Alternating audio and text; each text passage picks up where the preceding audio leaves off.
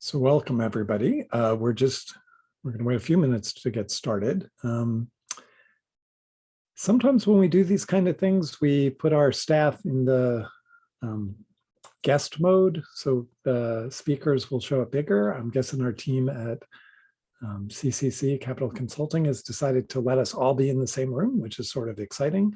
To make this work, though, it might be helpful if people keep their cameras off and themselves muted while we're starting to make the presentation a little easier. You might go up to the view when we get started and do presenter view or speaker view. So you'll have be able to see the slides and the speakers a little more clearly.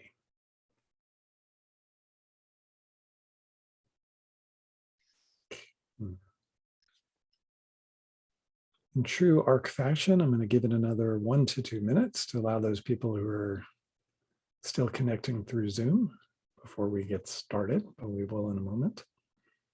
It's great to see so many familiar, at least names, on the screen.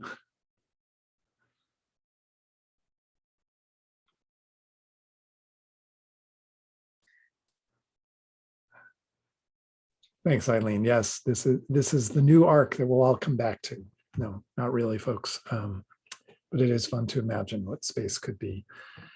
And thank you, Eileen, for also showing us, reminding folks to actively use the chat, share resources, share ideas, ask questions as we go on today. Jamie is going to be helping me moderate and looking at the Zoom chat. I'm going to try not to be looking at it as much so I can focus more directly with Jodi Sherman on her talk.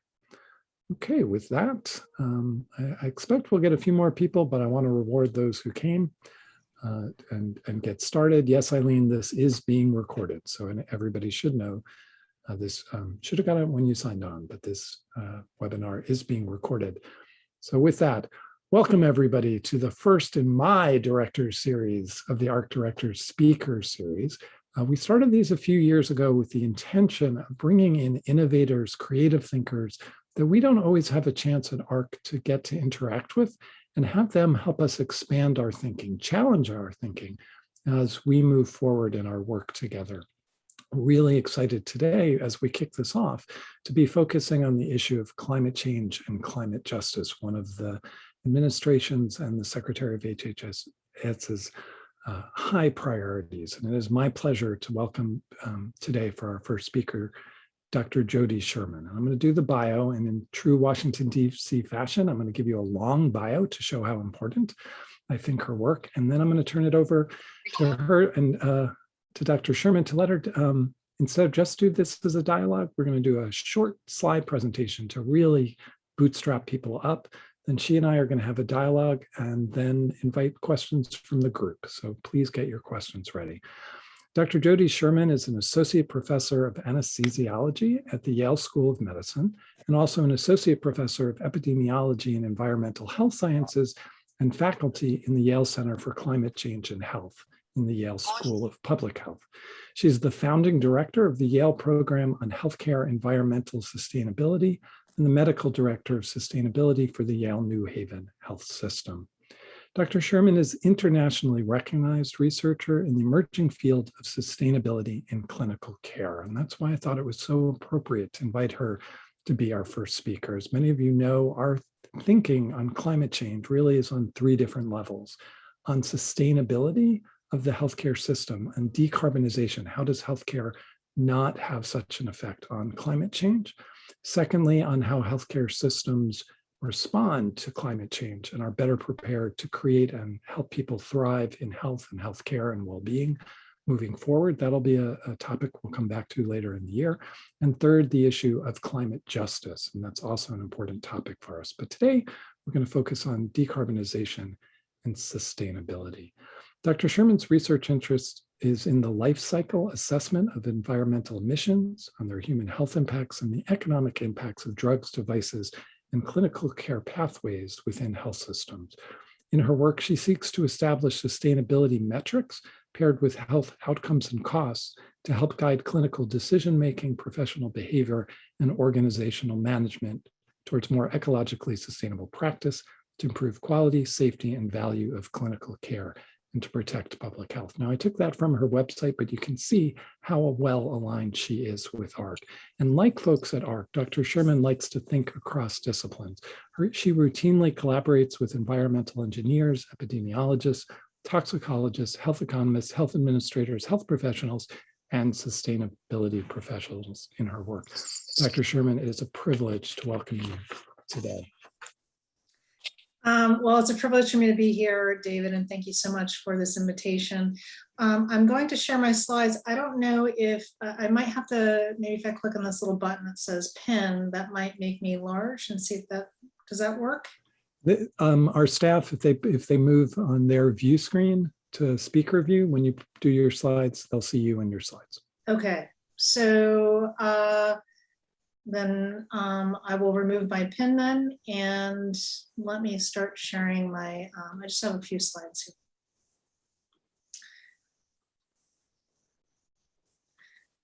So really my journey began during my residency training in anesthesia. I am a practicing anesthesiologist, and it's really quite obvious that when we're taking care of patients, and it's a lot of fun, we feel, definitely feels good helping people and taking care of patients, but it's clear that we're using all this stuff, it's coming from somewhere, it's going somewhere. We waste so much stuff, a lot of it in the name of infection control, a lot of it because of production pressure and simply just administrative convenience. And so we're wasting so much stuff, and it's so obvious that we must be causing harm outside of the patient care that we're delivering. But when I was in training, there was really no information on this, and that really started my whole research journey, which really asks the question, what is best practice both for patients and public health? But we have to be doing both at the same time.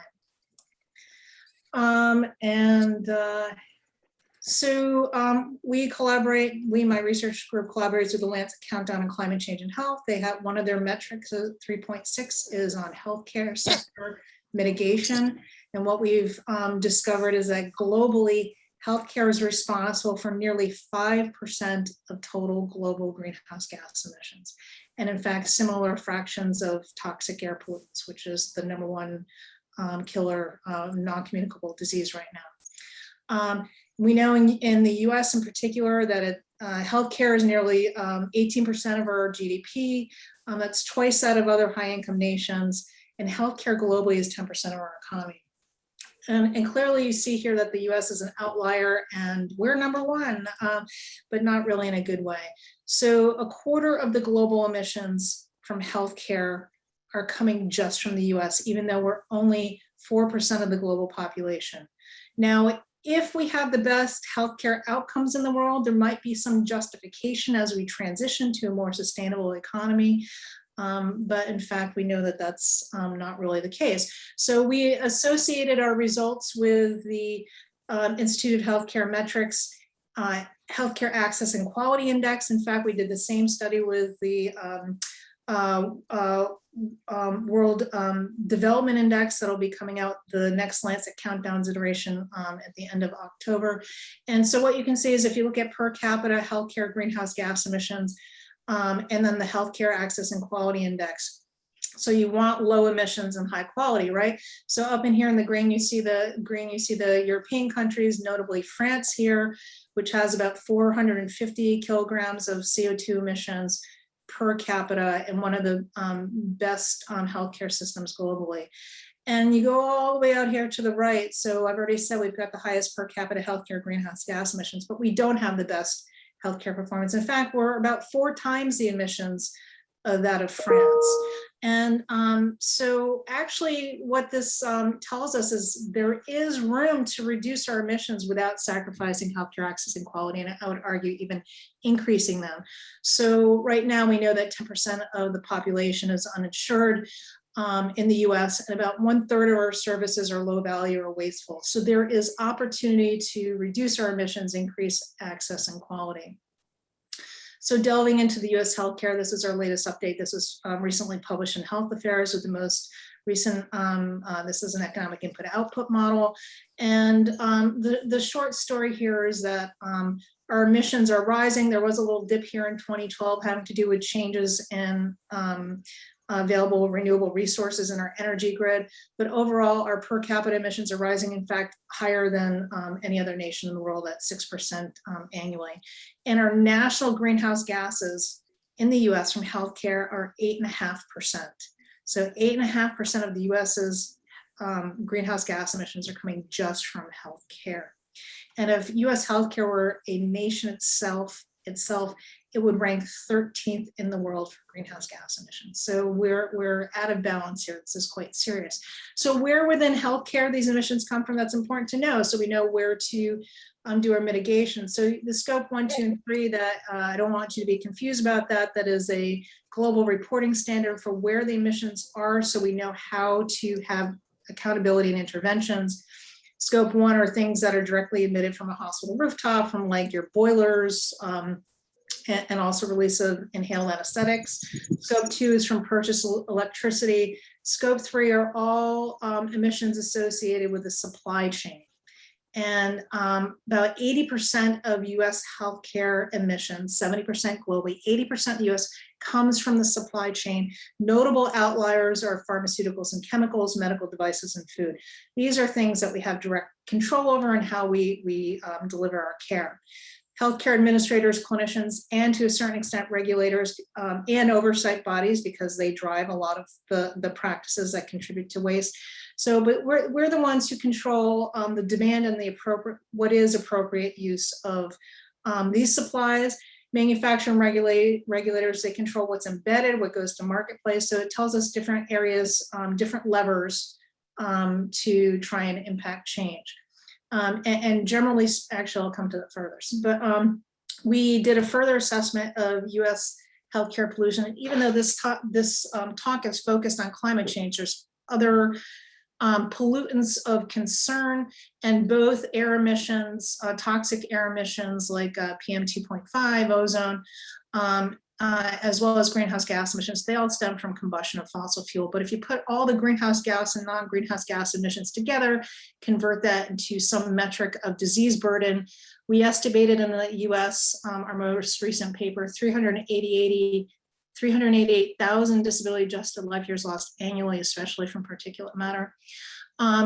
If we go back to the original to AHRQ human report from the Institute of Medicine, that shockingly estimated 44 to 98,000 deaths due to preventable medical errors annually. The actuaries said these were on average 10 years of life loss each. So if you multiply by 10, you see we're in the same order of magnitude of disease burden stemming from healthcare pollution. And an important take-home message that I try to drive is that pollution prevention is the new patient safety movement. This is a big deal.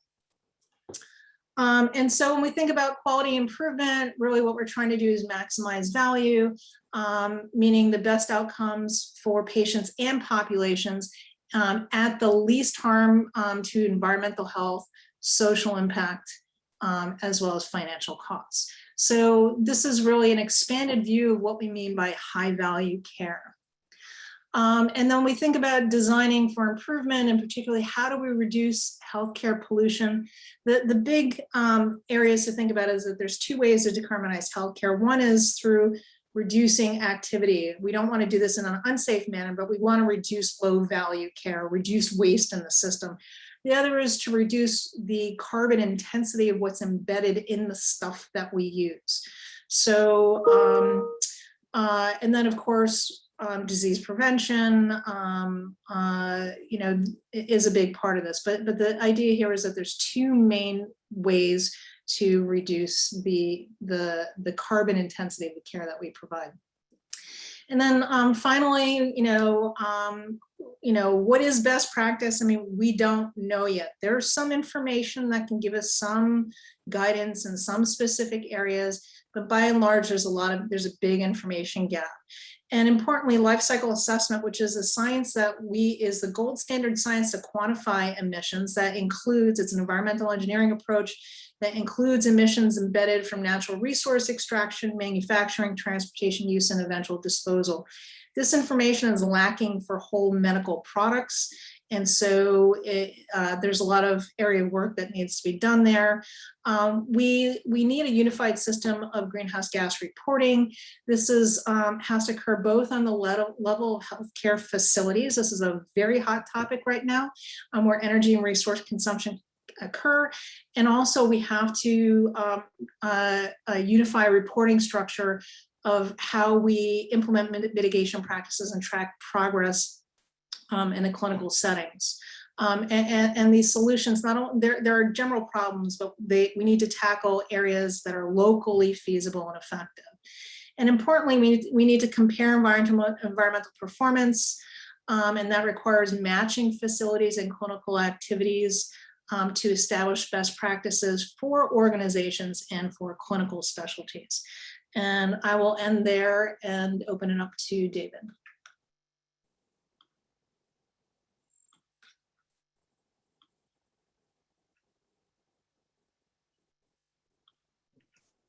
David, Thank you, Jodi. Thank you, Jodi. That was just so thought-provoking. And I have a feeling if I asked my colleagues, they'd go through each slide with you for more details. But since I'm the director and this is my series, I'm going to take the prerogative and go first. Well, the first thing I'll share is that I was really surprised that your work suggests that it's not just about that sort of part 1 and part 2, scope 1 and scope 2. It's not getting all hospitals and primary care offices to switch to renewable forms of electricity. That while that would do something, that 80% of our footprint in healthcare is actually from the stuff. And if I read it right, I think we still have to feed our patients. And so somebody's got to get a better agricultural system. But you highlighted that medications and devices, and I think you mentioned disposables too, seem like an area where we might be out of whack with the rest of the country. Is that a correct summary? I mean, I will say that these are hot topics everywhere. Just relatively speaking, they're bigger in the US. Medical devices and pharmaceuticals, about 20% overall of our health sector's footprint, and that stands true in other nations that have done the studies. So the relative emissions, relative hotspots are the same. It's the total amount that differs. And certainly this trend towards single-use disposable devices and also higher tech solutions, failure to de-adopt older technologies, older drugs, that's all part of the problem for sure. I don't know any study comparing uptake of single-use disposables between nations, but I can tell you anecdotally from speaking to colleagues around the globe, we have a lot more single-use disposables here in the US, and it's by and large not evidence-based. Things that are difficult to clean, that are cheap, things like needles, IV catheters, tubings, of course we're not gonna want those to be reusables. But we have disposable pillows and blood pressure cuffs and complex surgical instruments, and that cost hundreds, if not over thousands of dollars, that are used once and thrown away in the name of infection control. And by and large, this has not been borne out by evidence. And in fact, industry needs to be incentivized to design equipment that is easier to clean and reusable and refurbishable. And if we can put people in outer space and bring them back again, I think we can redesign medical equipment to be reusable. That is a great analogy. I've listened to some of your other talks, and I think you pointed out that, and started here, that the incentivization, if a company makes something that's hard to clean or puts on it single use, and therefore anybody who tries to use it more than once is taking on medical liability. Are those some of the issues that you think systematically, policy-wise, the country should be addressing? The answer is yes. So SUD or single-use disposable, that's an industry label, it's not a regulatory label, but what it means that it doesn't, there's nothing to say a disposable device can't be reused. What that label means is whoever cleans it assumes the responsibility, the risk that it functions as intended. And so hospitals didn't want to take on that risk. So that's what started driving disposability. There's a third-party market that has sprung up, what's called medical device reprocessing, where there are companies that have evaluated the risk, have applied for FDA approval to clean and track the number of uses of these devices. So that's a partial solution. I will say that, they say it's environmentally preferable. For some devices that may be true, that maybe not, and by and large, the evidence isn't there. But industry is, and we've written about this, is indeed manufacturing obsolescence. Hospitals feel very pressured to not take on that risk. And in fact, it's much more convenient to throw things away than to manage staff to clean and oversee their safety. There are solutions that both reduce that risk, increase what's called the circular economy, where we keep materials in use at their highest level as long as possible, and also to support local economic development. And it also improves supply chain resiliency if we're not waiting for shipments from halfway around the world, as we've seen our vulnerabilities quite clearly with the COVID pandemic. I love that. That is a great tie-in to today's question. Those interests are sort of bigger policy levers that are interesting to me, but might not be where AHRQ can focus. So let's bring it a little bit closer. One of the things AHRQ likes to do is help health system leaders have the information they need to take a look at something. And you talked about the importance of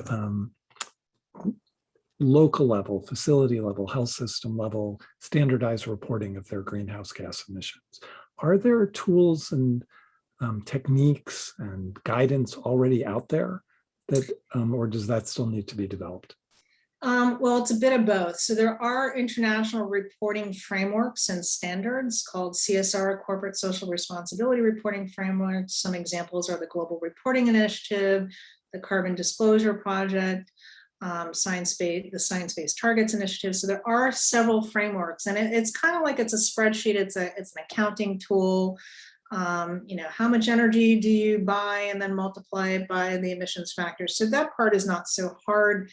But I will say that there is an accountability issue. So, for example, the hardest part for any company to account for are those so-called scope 3 emissions or supply chain emissions. And so without accountability, a lot of times those emissions, that accounting gets left out, and we absolutely can't do that in healthcare. The other thing I would say is that, if the important objective is to develop what we mean by best practice, certainly we can reduce emissions by providing less care. That's not what we want to do, right? And so in order to understand what best practice is, we have to have large enough data sets to be able to compare like to like types of institutions and services and the clinical activity. And because we want to maintain or improve clinical outcomes, we also have to bring in the clinical outcomes piece. So those are bits that have to come together. Is anybody doing it yet? No, but that's the vision. So in general, there are reporting frameworks that exist, but no, and they are standardized, but none specific to healthcare's need. And so some systems are reporting to some of these global initiatives. Cleveland Clinic is an exemplar, Kaiser Permanente, those are a couple of exemplars. But by and large, this is a wide open area. So thank you. You just answered my next question, which was going to be, because at AHRQ, we're very interested in the idea of bright spots or hot spotting, finding positive deviance. And so who's doing a good job? So you gave us Kaiser and Cleveland. Right. Others that you'd like to highlight? Providence healthcare system is another large system that's doing a great job. That said, I will say, nobody's doing a good job on the clinical front yet. There are a couple of bright spots, notably in my specialty around inhaled anesthetics or metered dose inhalers, which are probably some of the most researched and easiest areas to have impact. You'd probably have to start to look outside the US for additional exemplars. The global exemplar is the National Health Service in England. So the NHS is it's either the third or fifth largest employer globally, and they have something like 3 million employees.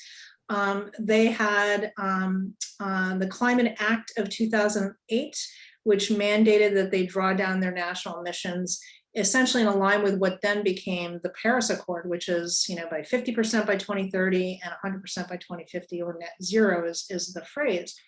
And so because it was a government mandate that affected all government institutions, including their health service, so they began a system of measures and metrics across their health system back in 2007, first published in 2008. And so they have the largest standing and most robust metric system. But what really changed a year ago is that they created a brand new initiative, and we're part of the scientific group that's been working to evaluate this. They had to project to net zero and create a whole initiative, because it's one thing to measure, it's a whole other thing to implement. They really only just started their implementation work. So that's the big challenge. And that's where, a place like AHRQ can really help. There is no other agency in the US that can be supporting this work from a scientific perspective. If we don't measure things carefully and properly, then they're just, good unsubstantiated ideas and untested works. And so there is no other organization in the US besides AHRQ that I envision that could oversee the scientific standards and development of best practices. So thank you for that vote of confidence. Definitely the idea of developing measurement and standards and then translating that into implementation and best practices to help systems actually change their measures to get them moving in the right direction is how we've always thought about patient safety and our work in quality, equity, and value as well. You early on called in your presentation, and I really loved this, that thinking about climate change is the new patient safety movement. Some skeptics that I've run into recently said, if you worry too much about the environment, what you're going to do is increase infections. And you've actually noticed that, pointed that out a few times. Can you help our staff think about how they can embrace and how we should be talking and helping people get past that, and the role of providing good care and how that is balanced with providing socially good care? Right. I mean, the part of the challenge is that there's, by and large, this attitude that we must get to zero infections, we must get to zero harm. And that is, idealistically, that is the vision that we want, right? But it's not realistic. I'm not going to cure patients of their immunocompromised status by using disposable devices. Those patients are prone to infection. And in fact, just because something is disposable doesn't guarantee I can't contaminate it and transmit it. So disposable devices the two most, so first of all, let me just back up and say, healthcare acquired infections, they are important for everything that we do. And in fact, even in terms of pollution prevention, because if we transmit infections and increase the amount of care that is required, we're increasing the amount of healthcare pollution. So even from a purely environmental perspective, we have a motivation to prevent infections. That said, infection transmission, it's multifactorial. It depends on hand washing, it depends on the immunostatus of the patient, it depends on the location of the inoculation and its virulence and the quantity. But we know that the two most important things we need to do, and we're terrible at in preventing infection, is wash our hands. We're not going to cure that by using disposable devices, and in fact, it doesn't make them any safer. And then obviously we have to support patient health status. But again, we're not going to cure diabetes with disposable devices.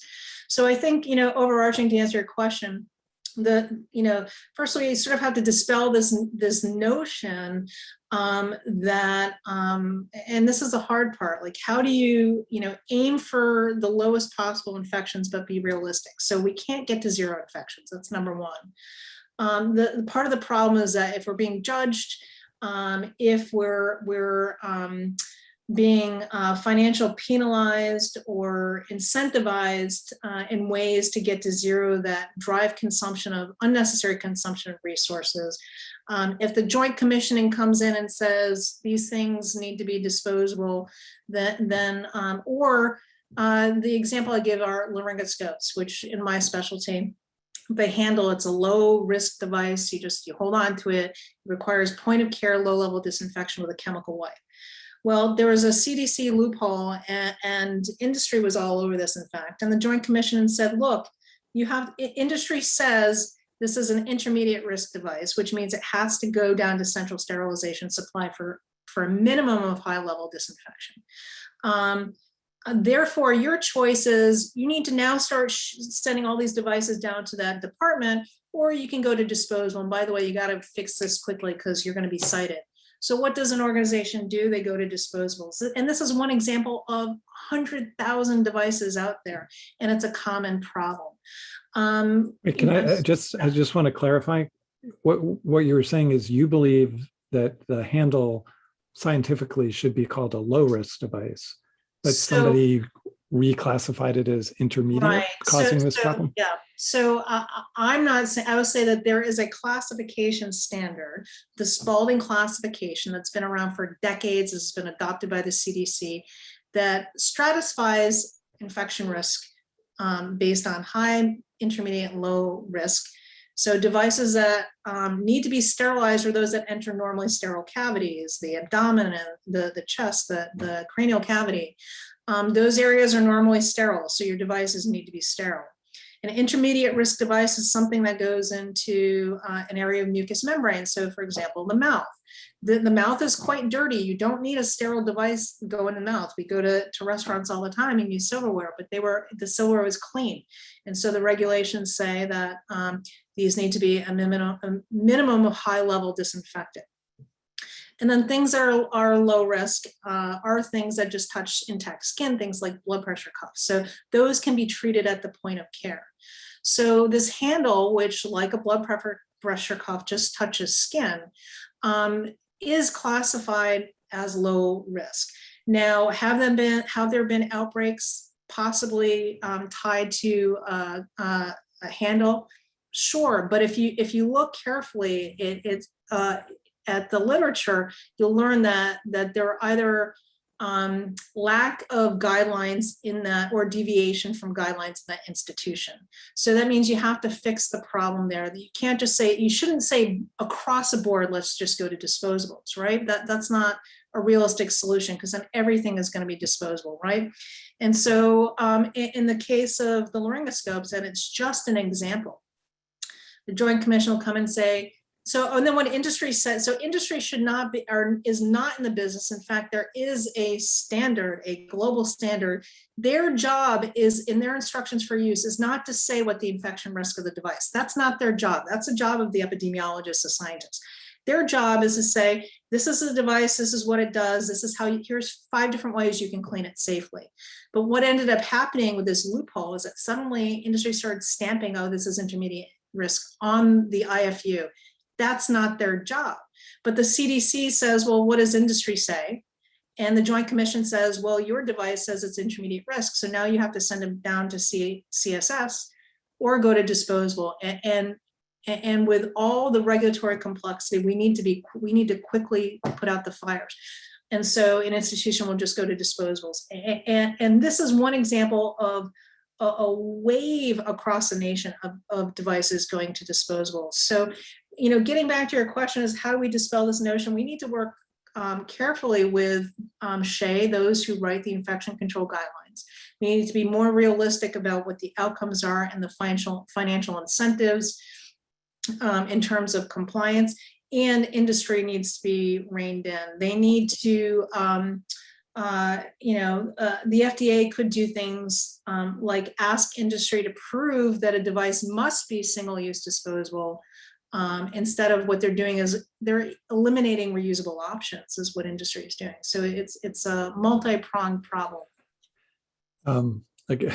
You were giving me hope by telling me to go look at Kaiser and Cleveland and Providence, and now you just made me very a little less hopeful because of that. However, you started on your slides and saying the US has 4 times per person the carbon emissions in healthcare than France does. Can you give examples of what you see as larger system level differences that we might emulate?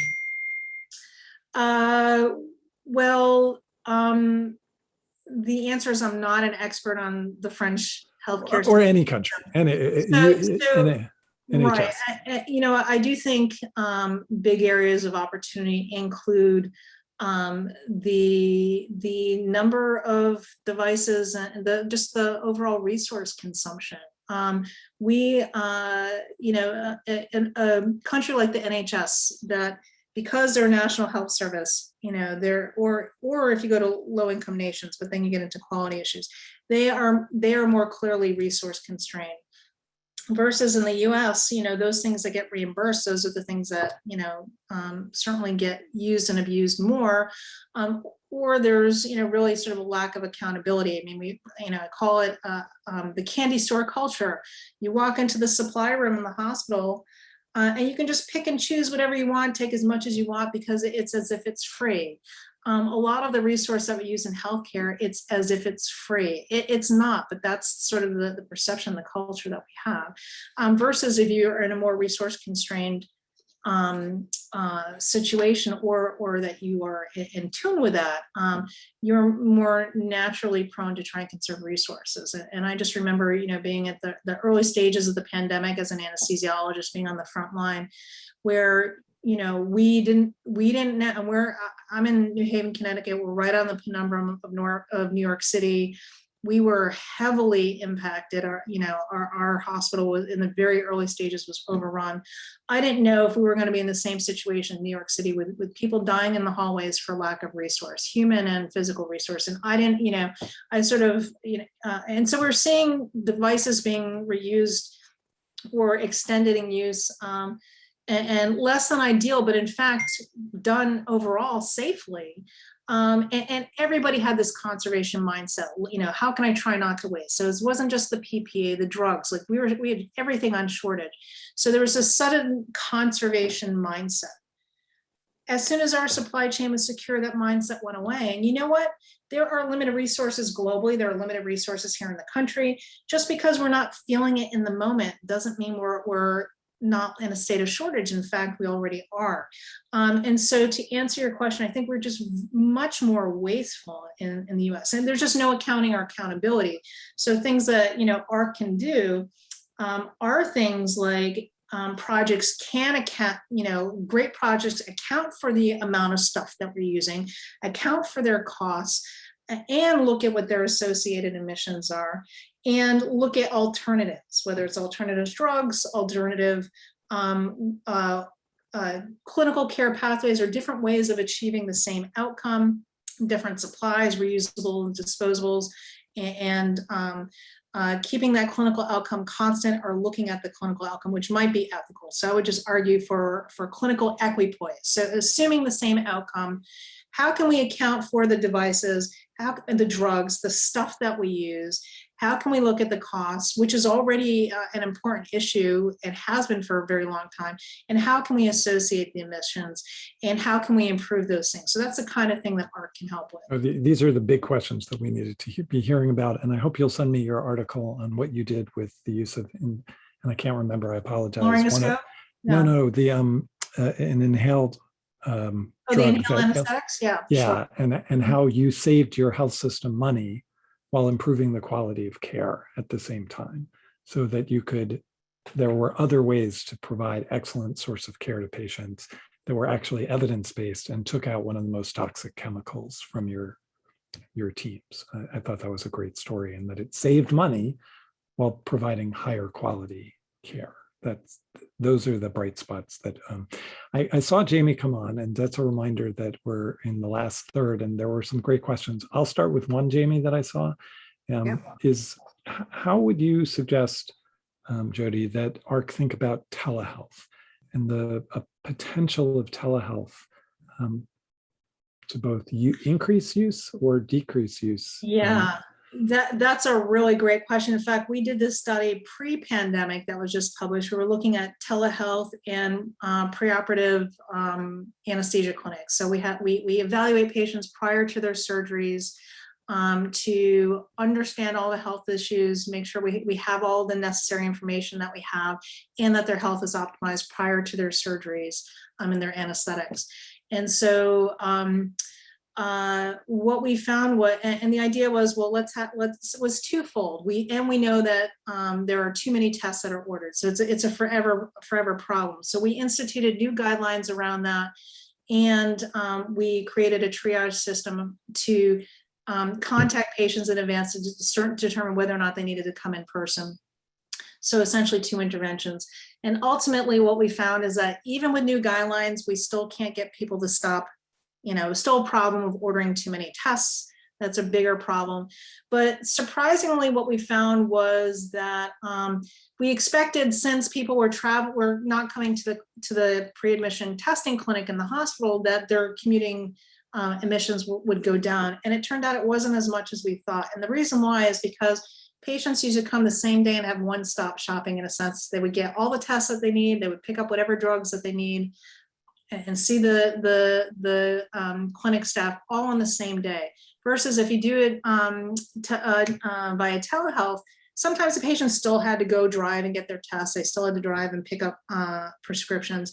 And so the commuting didn't come down as much as we thought.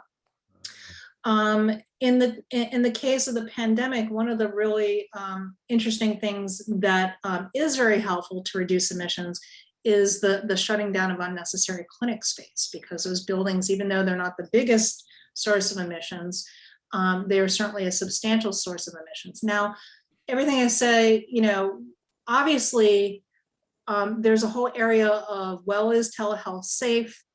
Where is it safe? Where is it not safe? That's a whole area of inquiry. There are certain circumstances where it is beneficial, and there are circumstances where it's not. So that needs to be worked out. But I will say that these studies can also look at commuting distances, not only of patients, but also staff, look at the physical amount of clinic space and the type of buildings. And those should be worked into, if you want to add the environmental metric to the telehealth outcome of, where it's safe and where it's not. So that's where we can add the environmental impact assessment. Great reminder that everything has ripple consequences. Jamie, any? Yeah, we have a number of questions in the chat. So one that came earlier on when we were talking about cleaning to reduce single-use disposals. Doesn't cleaning also impact the environment? 100%. So when you look at this, it's not, oh, we're not throwing it away and therefore there's less solid waste. That is also true. But as I mentioned earlier, the gold standard of environmental metric is called life cycle assessment. So we look at emissions that are embodied in natural resource extraction, manufacturing, transportation, use and reuse, as well as disposal or waste management. So the use or reuse is where the cleaning comes in.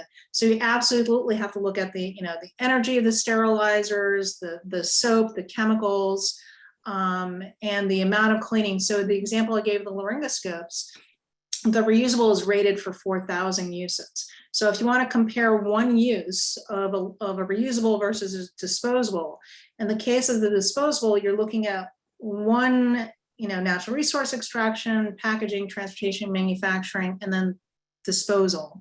In the case of the reusable, you're looking at 1/4,000th of all the upstream part of that, and one cleaning, and 1/4,000th of the disposable. And then you compare them, and you do the same with cost. So that's how you do a comparison. 100%, you have to look at the entire life cycle. In fact, the common mistake, if you read the literature, a poor quality study is just looking at how much solid waste it's the easiest thing. It's a thing that's very bothersome. Oh my God, we're bringing out tons of trash bags after a single surgery case because of all the disposables that we use, and it makes us feel bad. Now, are reusables better in that instance?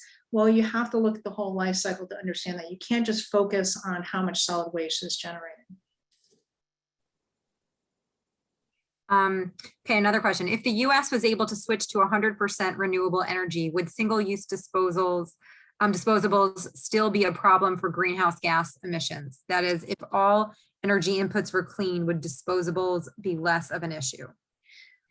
That is a fabulous question. It turns out that energy is the greatest source of emissions in the healthcare sector, including embodied in the products that we use. Keep in mind that most of the disposals we use are globally manufactured elsewhere, not in the US, and a lot of times coming from low-income nations, where they, by and large, are not using renewable sources.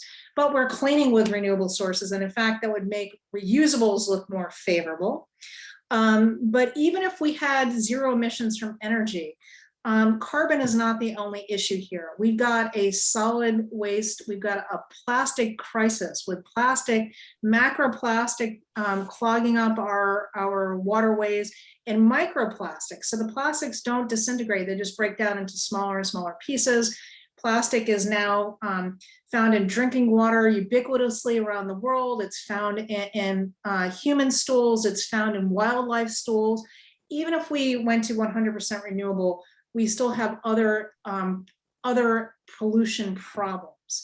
And so, you know, as I said, this is mostly focusing on climate change. Climate change is indeed an emergency. It is not the only harm we need to consider. In fact, the life cycle assessment tool I said to you has 12 standard outcomes, carbon emissions just being one of them. So an even more robust study would look at other types of pollutants at the same time. So we're not simply shifting one problem to another. Great. Okay, another question. What do you mean for disposal? This says, I remember when hospital incinerators were an issue, not so much for greenhouse gas emissions, but for toxic combustion products, dioxins. Is this still the case, or do single-use things go into landfills? Excuse me. We actually need a reevaluation of our health system waste management. So, but the short answer is this person is correct that there was this big problem. We were burning all this hospital trash off and, you know, on top of hospital rooftops. Everybody had their own incinerator until we realized that burning plastic was emitting all these toxic, all these toxicants. And dioxin, which is a potent carcinogen, mercury, a heavy metal, which is a neurotoxin. It turned out that burning healthcare plastic was the #1 source of these emissions globally. And so back in the late 90s, there was a memorandum of understanding between the EPA and the AHA to try and shut down these incinerators. What it did was, and trying to do more landfilling. So it turns out that rather than everybody having their own incinerator now, there's, I think, 10 locations in the US that are certified to burn this waste. So now in Connecticut, we ship all this biohazardous waste to Texas to be burned. I will tell you that it varies locally. So if you do a better job of segregating your waste, and a lot of what we use can go in the regular trash, some of it can even be recycled. So the regular trash is what is handled locally. In the state of Connecticut, where I am, we don't have any landfill space left. So all our solid waste in the state of Connecticut gets burned. Now it is a waste to energy plant, so we get something back in the terms of, you know, capturing that heat. There are better emissions controls, but it is still, burning waste is still a problem, and landfill is not a long-term solution.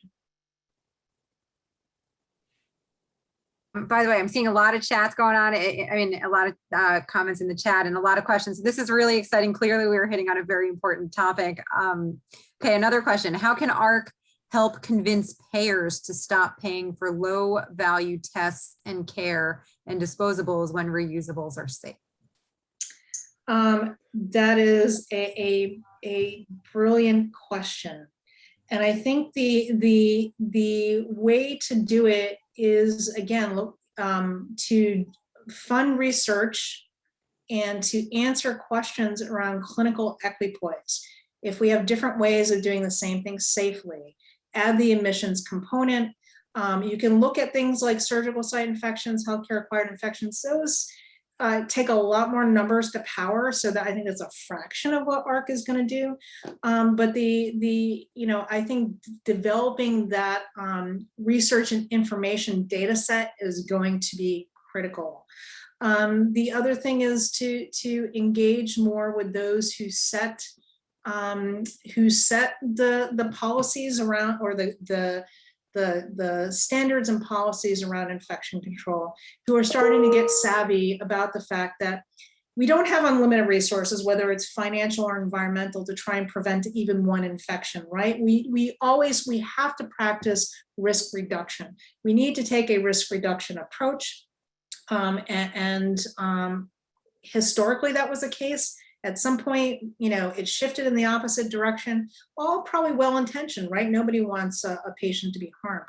But we've been ignoring the harm to public health. We've been ignoring the hidden costs to healthcare systems, and every one of us in society as taxpayers and through our own health premiums, because of the other costs and impacts. And it's just been ignored and externalized. And so bringing all the pieces together, convening not only creating the information data set and funding the research to support this, but getting those in the room who set the standards to shine a light on these externalized costs and harms. That's how we're going to move the needle. Great.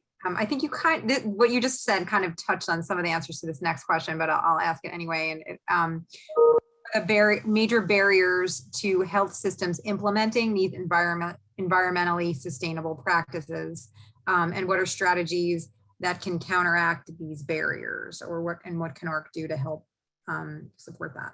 Right. So I think in healthcare, our mission to first do no harm, we take very safely with our patients. We feel good going to work, and coming home, that we've done some good in the world. And in fact, this is, in my estimation, this is how we sort of, get a pass, about ignoring the harm that we're doing to public health, because we're doing good in the world, right? So nobody's perfect, and therefore, we don't have to focus on that. I think that importantly, again, is to shine a light on the fact that healthcare organizations are causing harm. It's against the mission of healthcare. We all need to do better. We need more information. We need standards of reporting. And in fact, I would argue that we need mandates, because mandated reporting, because voluntary reporting is not working. So in the UK, they've gotten so far because it's been a mandate. You have to do this. In the US, it's been voluntary. Now, I'll say Wall Street is getting on board not only with voluntary reporting through these global frameworks that I mentioned, because they of course, worry about image and competition, which is something we don't in healthcare. I mean, we kind of do, but people choose their doctors and their hospitals based on clinical outcomes and based on convenience, not based on competitiveness, on environmental performance. But the marketplace is different. But the SEC is very close to mandating corporate reporting. We similarly need something in the US, in my estimation. But I think, help me, Jamie, because I got a little bit sidetracked. Please repeat. Hang on, I'm down to like the next 5. Sorry. No, it's okay. I didn't really answer the question. How do we get the C-suite? How do we reduce barriers to get them taxed? How did you do that at Yale? Well, I'm still working on it. It's a work in progress. But I would say, this is this is almost, I think an analogy is to tobacco, right? How hard it was, that health systems should be the first to divest in tobacco investment, right? It's the same thing with fossil fuel investment. It's, healthcare institutions, understanding that pollution, not just greenhouse gas emissions, climate change, those can be politically charged. And so I tend to use the word pollution. That pollution is a big problem. It is not only is it a moral issue, it is increasing costs. The problem is short-term thinking. Well, if it takes 10 years to have an impact, CEO might not be CEO in 10 years. So they're going to go to their short-term outcomes. But understanding that it is a moral issue, and in fact, there is opportunity to save, and it's increasing costs. There is opportunity to save money by becoming more efficient. Everybody's interested in being more efficient. The question is why we haven't really succeeded. And I think that has to do with how our care is incentivized and short-termism as well. But understanding that this is we cannot ignore this. This is a moral issue. It's part of our duty. Healthcare should be leading in terms of environmental performance, not lagging. There's a great study that shows healthcare organizations are lagging public entities in terms of reporting and reducing their emissions. So, we should be leading the charge. We're in the business of healthcare. That's what we should be doing. I'm not sure I adequately answered that question, but. No, I think that's good. But you spoke a lot about these life cycle based perspectives, and are there particular strategies, and honestly, even in your own organization, like that are helping organizations adopt the systems based and life cycle based perspectives that are really necessary to address these environmental health challenges? Well, I would say that the reporting frameworks are not really hard to use. I mean, basically, how much energy are you buying? How much are you spending on certain ventures? And then there are emissions factor that you multiply. So that part is not hard to do. What is hard, there is a problem what's called greenwashing, which is misrepresentation around the sustainability performance of a product or even of an organization. There's greenwashing and green awards as well that some advocacy groups hand out. So organizations, I think it would be great if every organization had an environmental engineer that helped them assess and do these evaluations. But more importantly, life cycle assessment can also be done and is done very fruitfully in academia, and that requires research funding, nudge, nudge. But I would say that industry, this is on the regulatory side, industry needs to be reporting these things. There is push and progress happening in Europe, which is good because these companies are are global companies by and large. Just like you get your content and types of calories and calorie information on food products, we can have the same and needs the same labels on our product. It's called a environmental product disclosure. It is in other industries. We need it in healthcare.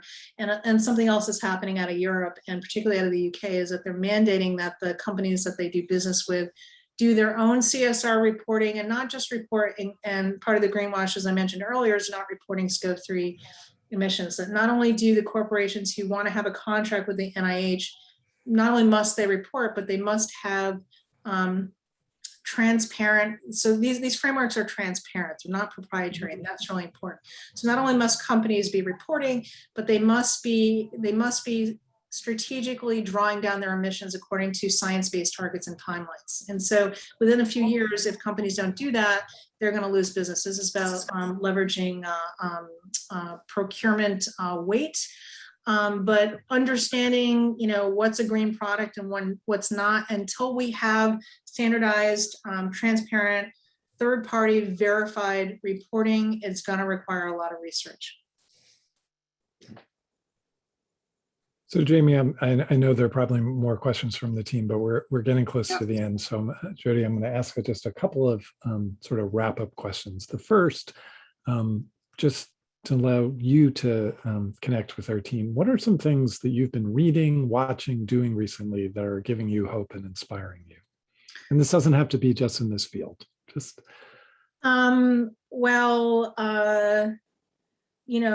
the US now has a brand new Office for Climate Change and Health Equity commitment from our current administration to address these issues, getting back into the Paris Agreement. These are all very positive steps. And importantly, it's really not, even though this is, top down, this is great messaging, but there's a lot of activity happening from the ground up. So the most important activity is happening at the level of the city, the urban level. I remember when President Trump withdrew us from the Paris, or first announced he was withdrawing from the Paris Accord. I kept getting all these calls and texts, he must be devastated. And in fact, the opposite happened because there was such an upswell of activity from the ground level that it was actually motivating. And in fact, this work does need to come from the ground up. So that is very encouraging. Also very encouraging is the National Academy of Medicine has a brand new action collaborative around decarbonization with a whole initiative just around healthcare. And again, the Greener NHS initiative in the UK is just a massive example of things moving in the right direction. Those are wonderful examples. Are there AHRQ staff tend to be curious, inquisitive, and perpetual learners. Are there a few articles or websites that you'd recommend that folks who want to go deeper and expand their understanding take a look at? Yeah, I'm happy to send some articles. I would just, caution about going to advocacy groups that aren't using, your team is all smart and knows how to interpret research. So just, I would just advise to be very careful about sources of data and the quality of the research. I'm happy to send a few key articles. I don't want to overwhelm your team. No, this is a new area of scientific inquiry. The amount of research that has been done is enough to tell us this is a big problem and where we need to start looking. But there are huge information gaps. And so we also have to be very careful about how we interpret that literature. So like I said, a study looking at amount of solid waste coming out of an operating room case, that's interesting, but that doesn't tell you how to necessarily the best way to have impact. So just being very, ask all the questions you've already been asking. Your group is very smart. They're thinking these things through. So if it doesn't make sense, you're probably right. It doesn't make sense. Oh, that's great advice. And I agree with you completely. They ask great questions. I want to thank you for spending this hour with us. I hope the conversation continues. I look forward to sharing your resources with the rest of the team. Folks on the call and the chat, somebody found your article in the BMJ Net Zero Healthcare, a call for clinician action. I think we all have roles to play, system-wide and individuals as well. Thank you very much to Jamie for helping get this series started and our colleagues at CCC, but most importantly, thank you to the team at AHRQ for engaging, going on this journey. And there are lots of chats saying, excellent, thank you, Dr. Right. Sherman. And I just want to say, thank you so much, David, for inviting me to do this. And I, one of the things also that's very inspiring is the fact that AHRQ is taking this on, because as I've said, there is no entity greater poised to help us do this safely in the United States and I would argue globally, other than AHRQ. And I'm happy to have additional conversations if people want to reach out. Feel free to share my email. That's very, very generous of you. Thank you. We are starting this journey. And so before my staff think we did not find, Lucy did not find a pot of money hidden under the sofa cushions for the end of the year. That said, we are about to put out a request for information to the public that'll both show that this is where the questions we want to be asking and asking for advice on research, on practice improvement for health systems and data and analytics, so our core competencies. And Dr. Sherman, we certainly hope you will tell us. I would be sad if I weren't part of that process. And I would say the other thing that needs to happen is that Congress needs to appropriate more money for AHRQ, and we need to help make that happen. I could not think of a better way to end our conversation. Thank you so much. Thank you very much. Be well, everybody. Have a great week. Thank you.